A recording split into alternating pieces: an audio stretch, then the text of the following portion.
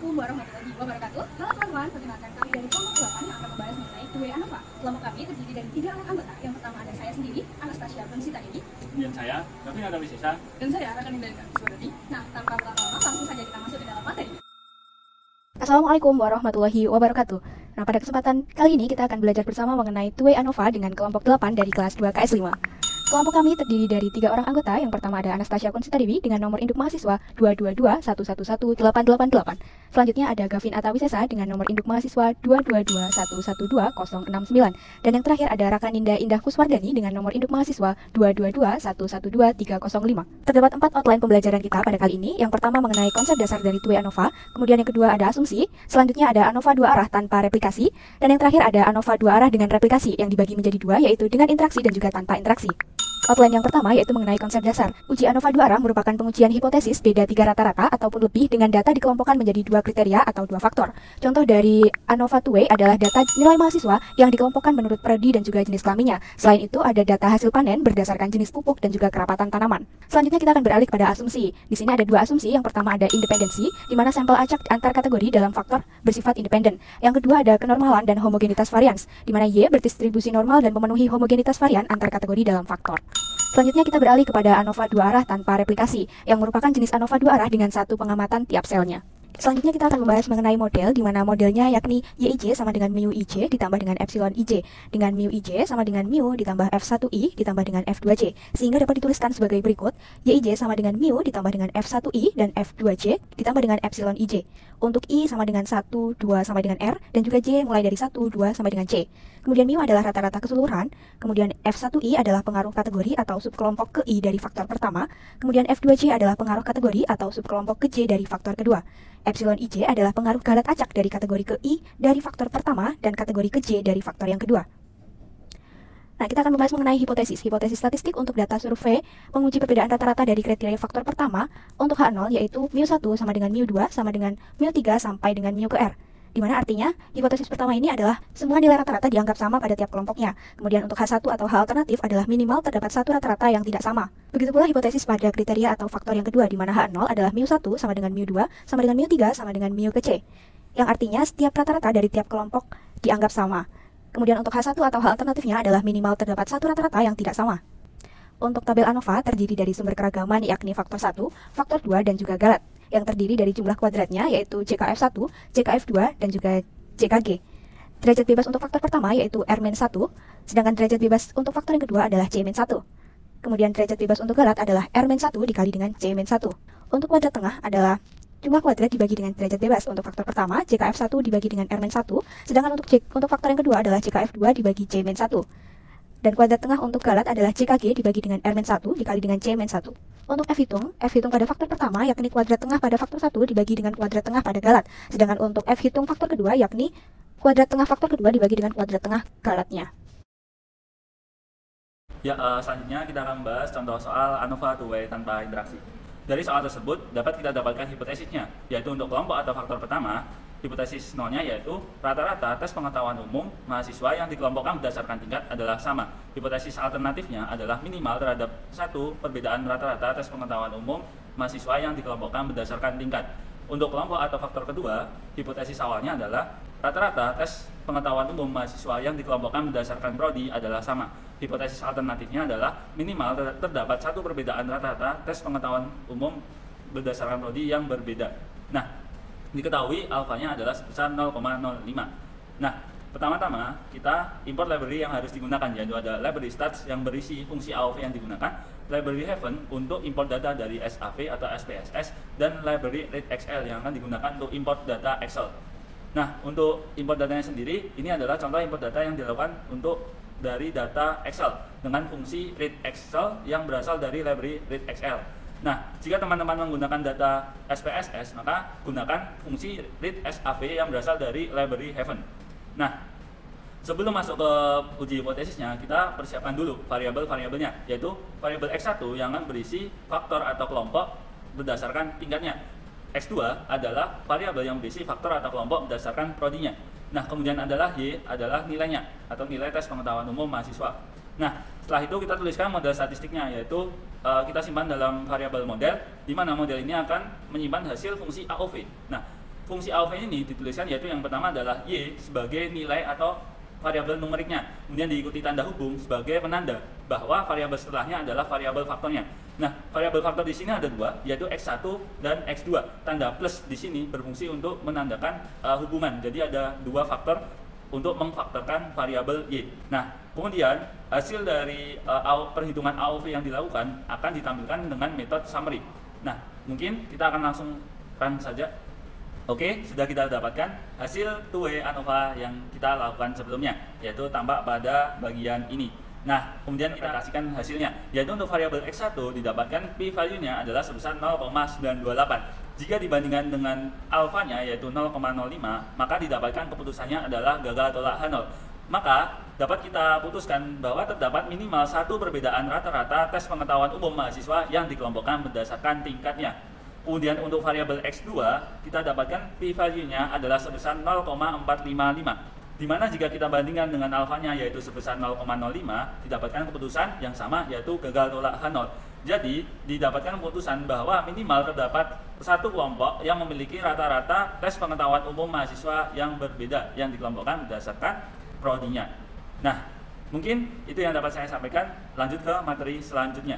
Nah, selanjutnya kita akan membahas mengenai ANOVA dua arah dengan replikasi. Asumsi ANOVA dua arah tanpa interaksi adalah sebagai berikut. Yang pertama, variabel dependen berskala interval atau rasio. Kemudian yang kedua, tidak terdapat outlier pada variabel dependennya. Yang ketiga, dua variabel independen terdiri dari 3 atau lebih kategori. Yang keempat, tidak ada hubungan antara observasi di setiap kelompok atau antar kelompok itu sendiri. Kemudian yang kelima adalah variabel dependen terdistribusi secara normal. Dan yang terakhir, tidak ada hubungan antara kedua variabel independen. Struktur dari ANOVA dua arah dengan replikasi adalah sebagai berikut, yakni faktor 1 tetap direpresentasikan dalam bentuk baris-baris, sedangkan pada faktor 2 direpresentasikan dalam bentuk kolom. Namun perbedaannya di sini tiap sel tidak hanya terdiri dari satu pengamatan, namun dapat terdiri dari lebih satu pengamatan. Model ANOVA dua arah dengan replikasi dibagi menjadi dua, yakni tanpa interaksi dan juga dengan interaksi. Yang pertama kita akan membahas mengenai model dengan replikasi tanpa interaksi, yakni YIJK sama dengan mu IJ ditambah dengan epsilon IJK, dengan mu IJ sama dengan mu ditambah dengan F1I ditambah F2J, sehingga dapat dituliskan sebagai berikut: YIJK sama dengan mu ditambah F1I ditambah F2J ditambah epsilon IJK. Untuk I sama dengan 1, 2 sampai dengan ke R, kemudian J sama dengan 1, 2 sampai dengan ke C, dan K sama dengan 1, 2 seterusnya sampai dengan N, di mana mu adalah rata-rata populasi sesungguhnya, kemudian F1I adalah pengaruh kategori atau subkelompok ke I dari faktor yang pertama. F2J adalah pengaruh kategori atau subkelompok ke J dari faktor yang kedua. Kemudian untuk epsilon IJK adalah pengaruh galat acak dari kategori ke I dari faktor yang pertama dan kategori ke J dari faktor yang kedua pada replikasi ke K. Nah, untuk tabel ANOVA sendiri terdiri dari 4, yakni ada sumber keragaman dari faktor 1, faktor 2, galat, dan juga total. Jumlah kuadratnya disebut dengan CKF1, CKF2, CKG, dan juga DKT.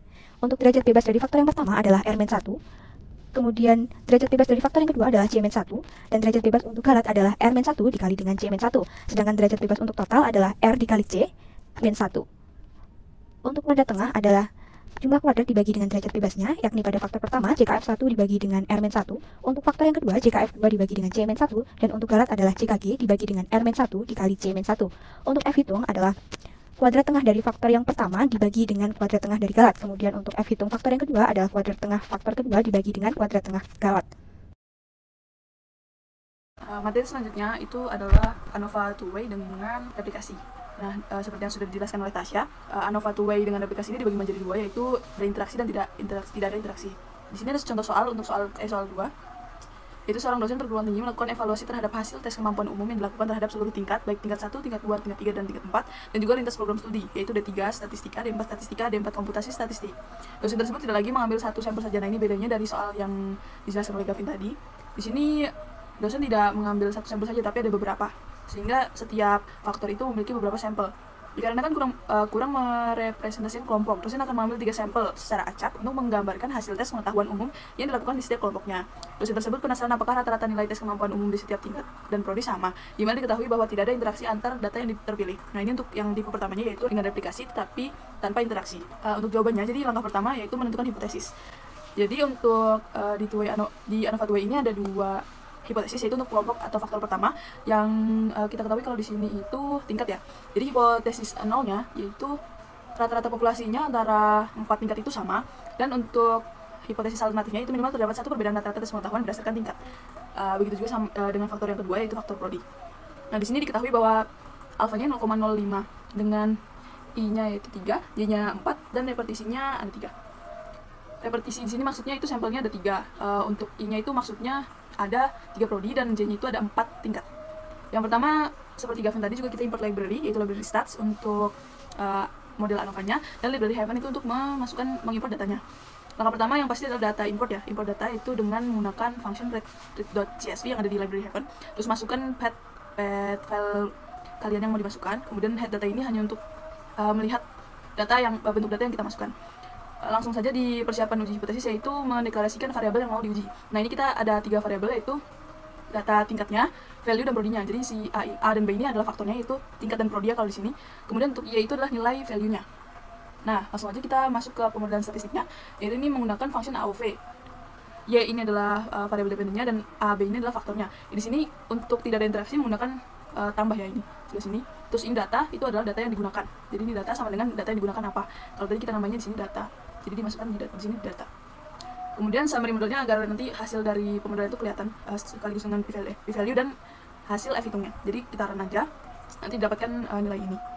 Nah, jadi dari pemodelan AOV ini, pemodelan ANOVA ini kita dapat melihat bahwa sum square-nya dari faktor A dan sum square dari faktor B, kemudian hasil F hitungnya masing-masing faktor dan p-value-nya.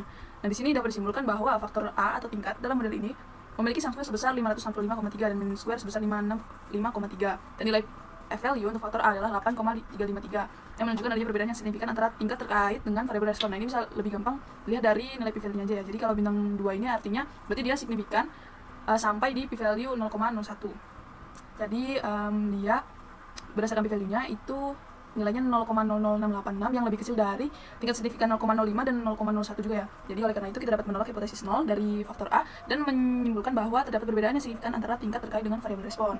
Nah, sedangkan untuk faktor B, yaitu faktor prodi, di sini terlihat bahwa p-value-nya sebesar 0,13436. Jadi dia lebih besar dari tingkat signifikan yang kita tentukan yaitu 0,05. Jadi dapat disimpulkan bahwa tidak ada cukup bukti statistik yang signifikan untuk menyimpulkan adanya perbedaan yang signifikan antara prodi terkait dengan variabel respon. Nah, selanjutnya kita akan membahas mengenai model dengan replikasi dengan interaksi. Modelnya adalah sebagai berikut. YIJK sama dengan mu IJ ditambah dengan epsilon IJK, dengan mu IJ sama dengan mu ditambah F1I ditambah F2J ditambah F12 IJ, sehingga dapat dituliskan sebagai berikut. YIJK sama dengan mu ditambah dengan F1I ditambah F2J ditambah F12 IJ dan epsilon IJK. Untuk I sama dengan 1, 2 sampai dengan R, kemudian J dimulai dari 1, 2 sampai dengan C, dan K dimulai dari 1, 2 seterusnya sampai dengan N, di mana mu adalah rata-rata populasi yang sesungguhnya, kemudian F1I adalah pengaruh kategori atau kelompok ke I dari faktor yang pertama. F2J adalah pengaruh kategori atau kelompok ke J dari faktor yang kedua. Sedangkan F12IJ adalah pengaruh interaksi kategori ke I dari faktor yang pertama dan kategori ke J dari faktor yang kedua. Kemudian epsilon IJK adalah pengaruh garat acak dari kategori ke I dari faktor pertama dan kategori ke J dari faktor kedua pada replikasi ke K. Nah, selanjutnya untuk tabel ANOVA terdiri dari 5 macam sumber keragaman, yakni ada faktor 1, faktor 2, interaksi, galat, dan juga total. Kemudian jumlah kuadratnya disebut dengan CKF1, CKF2, CKF12, CKG, dan juga CKT. Untuk derajat bebas faktor yang pertama ada R-1, kemudian derajat bebas faktor yang kedua ada C-1, derajat bebas interaksi ada R-1 dikali dengan C-1, kemudian derajat bebas dari galat adalah RC dikali N-1. Kemudian yang terakhir ada derajat bebas total, yakni R kali C kali N-1. Untuk kuadrat tengah sama saja dengan yang tadi rumusnya, yaitu jumlah kuadrat dibagi dengan derajat bebasnya. Untuk faktor pertama ada JKF1 dibagi dengan R-1, kemudian faktor yang kedua ada JKF2 dibagi C-1. Untuk kuadrat tengah interaksi ada JKF12 dibagi dengan R-1 dikali C-1, kemudian kuadrat tengah galat ada JKG dibagi dengan RC dikali N-1. Nah, untuk F hitung, pada faktor yang pertama adalah kuadrat tengah dari faktor pertama dibagi dengan kuadrat tengah galat. Kemudian faktor yang kedua ada kuadrat tengah faktor kedua dibagi dengan kuadrat tengah galat. Kemudian interaksi, yakni kuadrat tengah interaksi dibagi dengan kuadrat tengah galat. Kemudian kita masuk ke dengan interaksi, yaitu soal ketiga. Soalnya sama, cuma perbedaannya di sini yaitu dimana diketahui bahwa ada interaksi. Sebelah sini ada interaksi antara faktor A dan faktor B. Untuk hipotesisnya juga masih sama, p-value dan lain-lain masih sama, library-nya masih sama, datanya masih sama. Perbedaannya di sini adalah di pemodelan ANOVA-nya. Di sini kita menggunakan tanda bintang, yaitu dikali. Nah, dari pemodelan ini nanti kita mendapatkan satu perhitungan baru, yaitu di sini A.2b. Nah, di sini itu artinya, oh ya, untuk faktor A dan B di sini juga hasilnya beda. Cuma untuk faktor A atau faktor tingkat tetap dapat gagal tolak nol ya. Untuk B-nya masih, maksud saya faktor A-nya itu berhasil tolak nol dan faktor B-nya itu gagal tolak nol. Di sini di bagian A.2b itu menjelaskan bahwa hasil interaksi dari faktor A dan B. Nah, di sini kita dapat lihat bahwa p-value-nya nilainya sebesar 0,99256 yang sangat tinggi, sehingga dia lebih besar daripada tingkat signifikan yang kita inginkan. Sehingga dapat disimpulkan bahwa tidak ada interaksi yang signifikan antara tingkat dan prodi terhadap variabel respon. Nilai p-value yang sangat besar ini menunjukkan bahwa tidak ada pengaruh interaksi yang signifikan terhadap variabel respon. Berdasarkan hasil output tersebut terdapat perbedaan yang signifikan antara tingkat terhadap variabel respon, tapi tidak terdapat perbedaan yang signifikan antara prodi, dan tidak ada interaksi yang signifikan antara tingkat dan prodi terhadap variabel respon. Jadi ini kesimpulan untuk semua ujinya. Nah, demikian yang dapat kami sampaikan. Apabila ada kurangnya, kami mohon maaf yang sebesar-besarnya. Semoga video tadi dapat bermanfaat, dan sampai jumpa di kesempatan selanjutnya. Wassalamualaikum warahmatullahi wabarakatuh.